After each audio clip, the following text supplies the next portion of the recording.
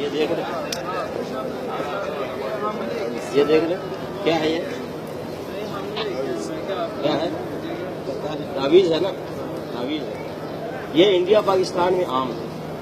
اس کو لوگ کیا کہتے ہیں کہ اس میں قرآن مجید ہے، حالانکہ قرآن مجید کی آیت اس میں نہیں ہوتی عام طور سے، ہم نے کھول کے دیکھا ہے قرآن کی آیت نہیں نکلی، پہلی بات۔ دوسری بات، اگر قرآن کی بھی آیت ہے تو کیا قرآن کی آیت لٹکانے سے فائدہ ہے یا قرآن کی آیت پڑھنے سے فائدہ ہے؟ دعائیں لٹکانے سے فائدہ ہے یا دعائیں پڑھنے سے فائدہ ہے؟ بولیے۔ اگر کوئی کہتا ہے نہیں یہ قرآن لٹکانے سے فائدہ ہے تو قرآن کو اللہ نے شفا کہا، تو اس کو اگر لٹکانے سے فائدہ ہے تو اللہ نے شہد کو بھی شفا کہا ہے نا، تو شہد کو لٹکا لیا جائے تو فائدہ ہوگا یا شہد کو کھائیں گے تو فائدہ ہوگا؟ زمزم پانی کو نبی صلی اللہ علیہ وسلم نے شفا کہا، زمزم پانی کو لٹکائیں گے تو شفا ہوگا یا یہ کہ پئیں گے تو شفا ہوگا؟ اسی طریقے سے قرآن پڑھیں گے تو شفا ہوگا، قرآن دعائیں پڑھیں گے تو شفا ہوگا، لٹکانے سے شفا نہیں ہے۔ نبی علیہ الصلوۃ والسلام جب کسی مریض کے پاس جاتے تو دعا کرتے، اللہم رب الناس اذهب الباس اشفی انت الشافی لا شفاء الا شفاؤک شفاء لا یغادر سقما۔ نبی علیہ الصلوۃ والسلام اس مریض کے لیے دعا کرتے تھے، اس کو تعویذ نہیں دیتے تھے کہ لٹکا لو، ہے کہ نہیں؟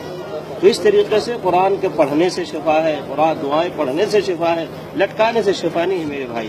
اس لیے یہ سب کام نہیں کرنا میرے بھائی۔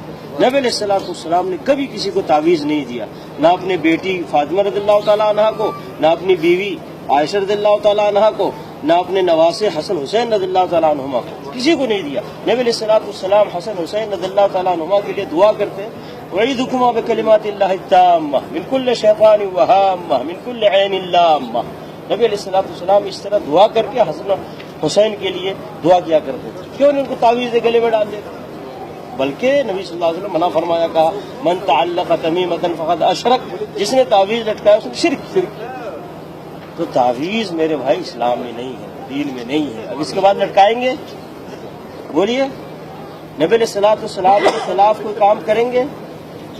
نہیں کریں گے نا، نہیں کریں گے نا، کیوں نہیں بول رہے؟ یعنی نبی صلی اللہ علیہ وسلم مخالفت کریں گے، نہیں کریں گے نا، تو اس میں تعویذ بھی پہننا نبی صلی اللہ علیہ وسلم کی مخالفت ہے، کریں گے یہ مخالفت؟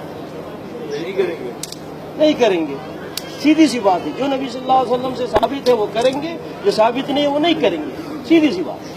نبی علیہ الصلوۃ والسلام کی مخالفت کرنا کوئی اجر ہے، ثواب ہے؟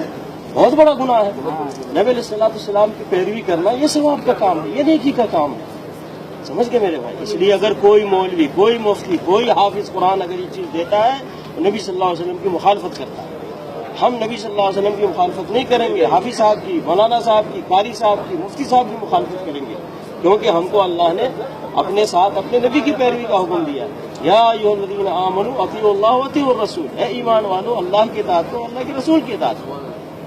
کسی مولانا صاحب، مفتی صاحب، حافظ صاحب، قاری صاحب کی اطاعت کا حکم نہیں دیا گیا ہم کو۔ اس لیے میرے بھائی خیال کریں، نہ یہ آپ لیں کسی سے نہ دیں کسی کو، بلکہ اگر آپ نے اس کو نکالا کسی کے گلے سے تو آپ کے لیے بڑا ثواب اور اجر۔ اور قرآن پڑھیں، قرآن پڑھیں، قرآن پڑھیں، قرآن پڑھنے میں شفا ہے، قرآن سمجھ کر اس پر عمل کرنے میں ہدایت ہے، اور دنیا میں عزت ہے اور آخرت میں نجات ہے، سمجھ گئے نا میرے بھائی؟